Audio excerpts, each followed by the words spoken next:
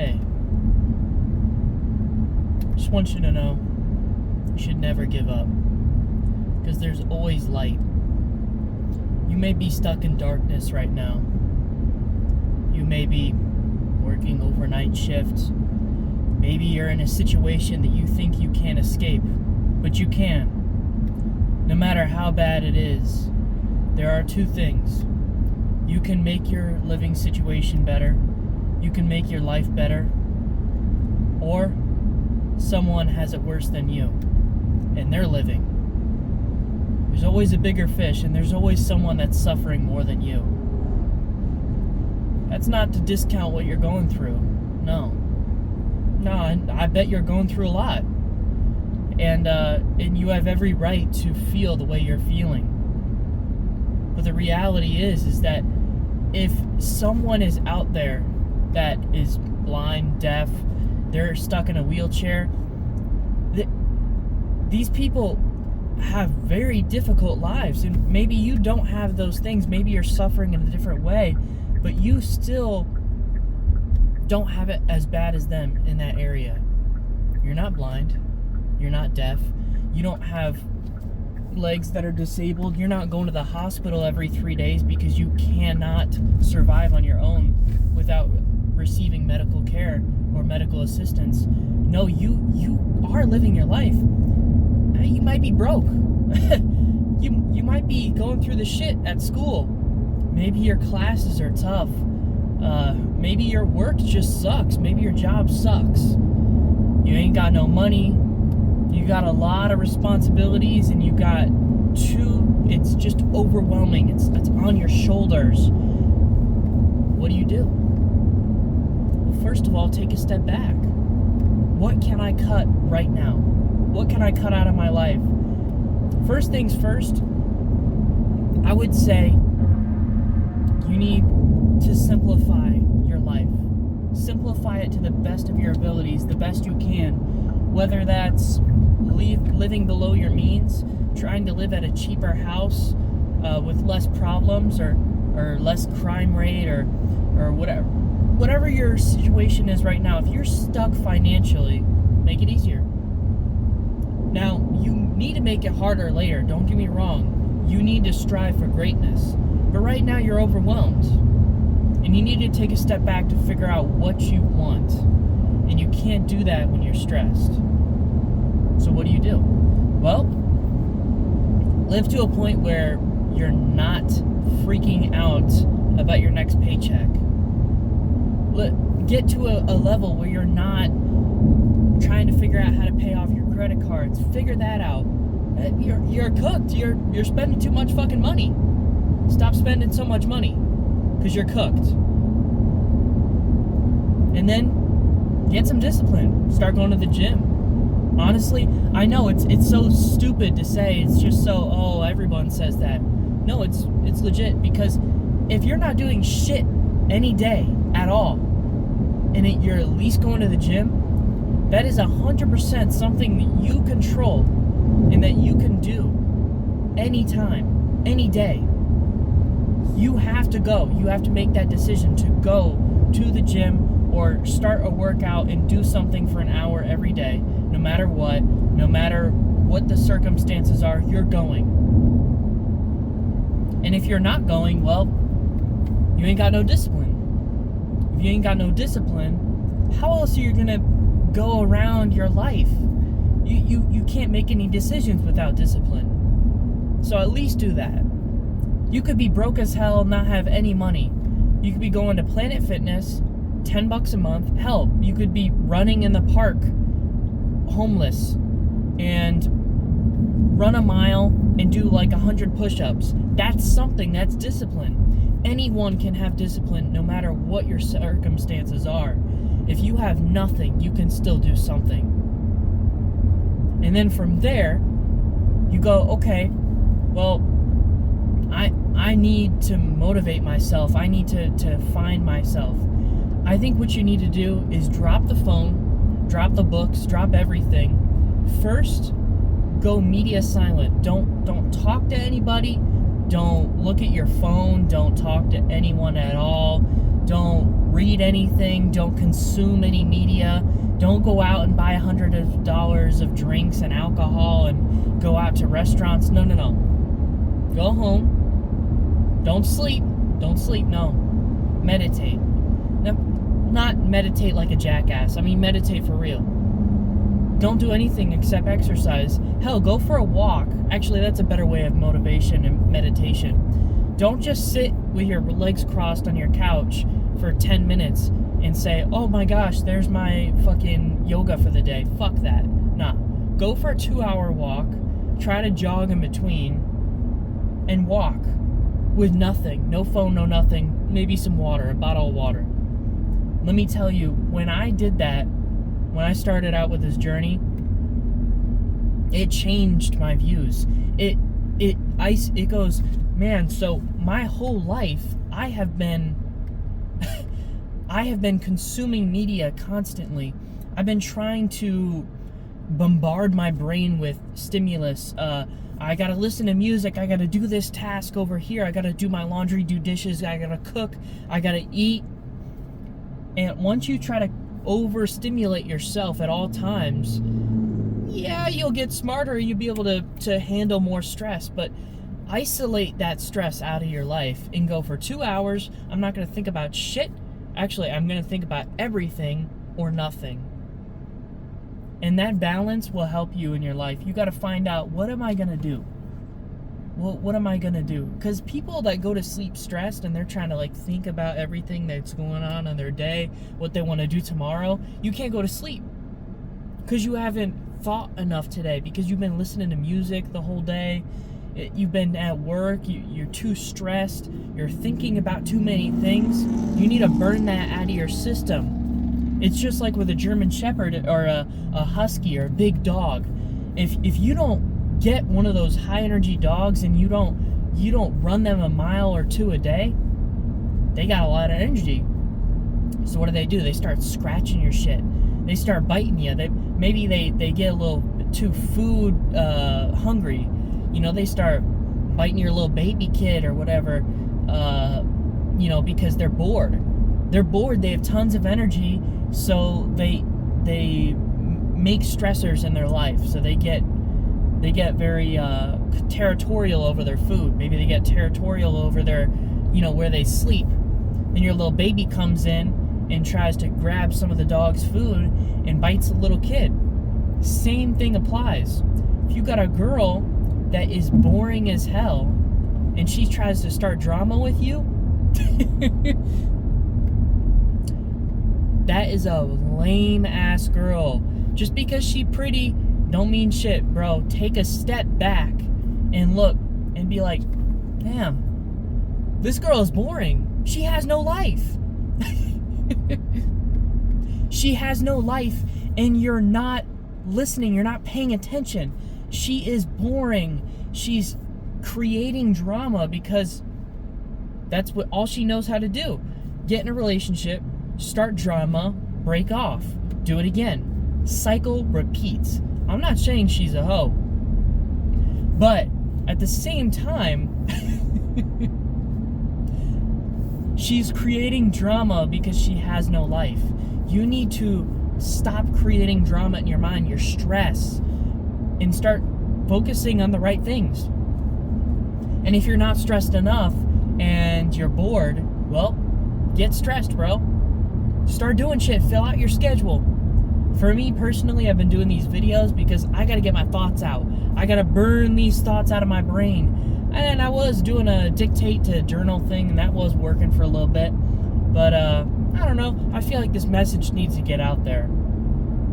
And for anyone that's ever thought about, I can't say it on YouTube, but I will tell you that I know plenty of people that have.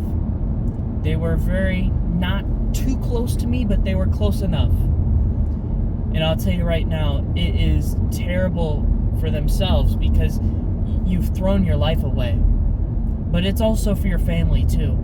Everyone misses you. I think about these people every single day or every other day.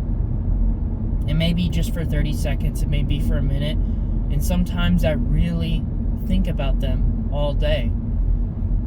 because I try to understand where their mind went to. How far do you have to go away from yourself? What takes a person to that level?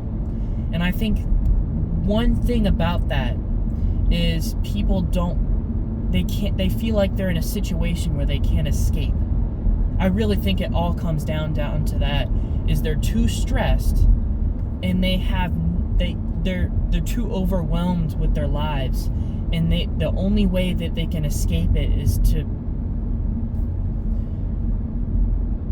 unfortunately, people will always do that, I assume. There's never going to be a day where no one's going to do that, but at least we can reduce that. How do you reduce that? Well, people feel that they're alone in the world. They feel like they got no one else around them, and honestly, I felt the same way. When you feel that no one is there for you, your family might be there. Maybe you got no family. You got friends. They might not be very close to you, but I tell you what, they think about you. I don't care if they're coworkers, they think about you. You're friends. You might want to hang out with them outside of work more, or make some friends outside of work. Perfect for the gym, you know what I mean? But that being said, you gotta also be okay with yourself. You gotta be able to say, hey, if everyone just deleted my number today, am I gonna self-combust? Am I gonna disappear? Am I gonna self-destruct? No, you're gonna have to make new friends. And that sucks. Change is terrible. Change destroys people. And a lot of times, people that take that final leap, they feel like they have no escape from the loneliness that they're in, maybe the darkness that they're in. But there always is an escape. You always can find another way. I'm a problem solver, so I've always come back to that. There's always a way to fix your problem. There's always a way to fix your problems. There's always a way to think through something before you do anything reckless. And there's always somebody out there looking for you. Make new friends, because I'll tell you what, you may not have good friends right now, but you will eventually. You just got to keep trying. I think communication is important too. If you're too much of an introvert, and if you're too much of an introvert, no one's going to talk to you. It's not that they hate you, it's that they don't know you. And you don't make an effort to talk to them. So of course you don't have many friends. That's okay. You just need to get out more. You need to learn how to be a little bit more extroverted. Now, I'm not saying change your entire identity. You can still be an introvert, but learn how to be an extrovert. Learn how to be versatile. Learn how to be adaptable. Adaptability is very important. If you're adaptable, nothing can break you. I mean, you're just like some silicone caulk. That's C-A-U-L-K. Calm down, partner. That being said,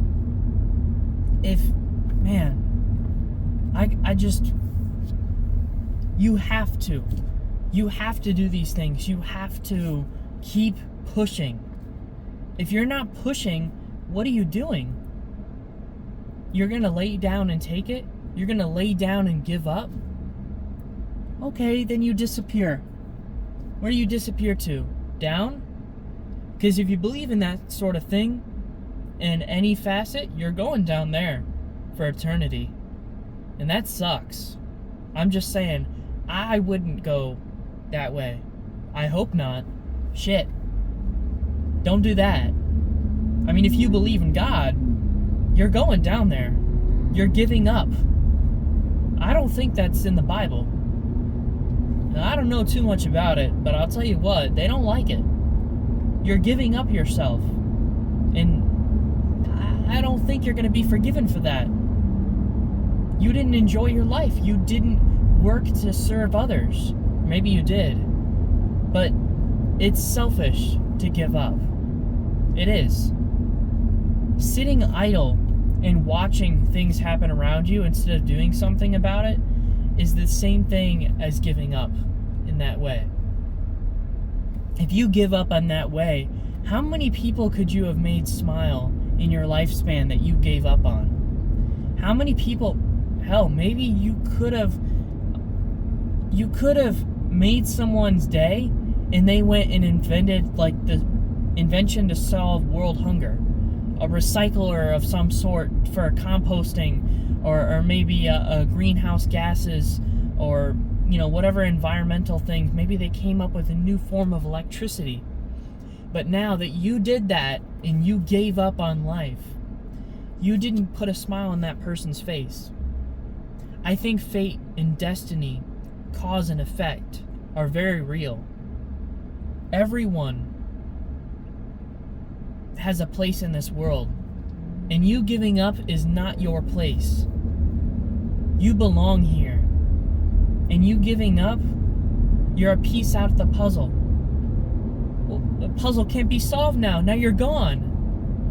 So we'll never be complete because you left, and we need you here. Mark Rober, I think, made a great statement, and that is, the more people we help with world hunger and people in third world countries that need access to water, the more people we help, the more people that are going to be able to learn and innovate in this world. There's a bunch of companies, there's a drone company that was covered that actually sends medical supplies across the country, or maybe it's across states. But yeah, it'll go like a certain amount of miles, and it's a drone. And the drone is like a little baby plane that gets shot off. That right there was invented in a third world country to solve problems in that third world country. We could take that and implement it here in the United States. Maybe in a different way, but that's amazing. And stuff like that couldn't happen if you didn't help others. And that your entire purpose in this world is not just for yourself. I mean, I hope you have a good life, but you're here to serve others too. You're here to help others with their lives. Because hopefully, if you don't innovate something and you don't help others with your innovation, at least you can help someone else be happy and innovate something for yourself. Let's say you work at McDonald's. A businessman, or maybe an inventor, a scientist, comes into McDonald's one day, and if he had a bad employee come up to him, he had a bad day. But you were very nice, you smiled to him. He went home and invented something that's cured cancer. Right there, you just made a huge difference in this world. You'll never be recognized for it, but that's okay.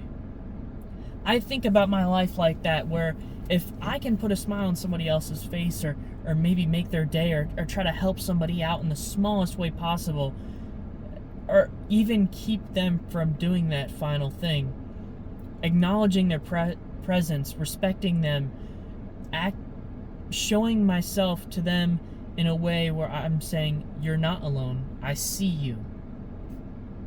Some people just want to be seen. We live in a world where everyone feels like they're not looked at.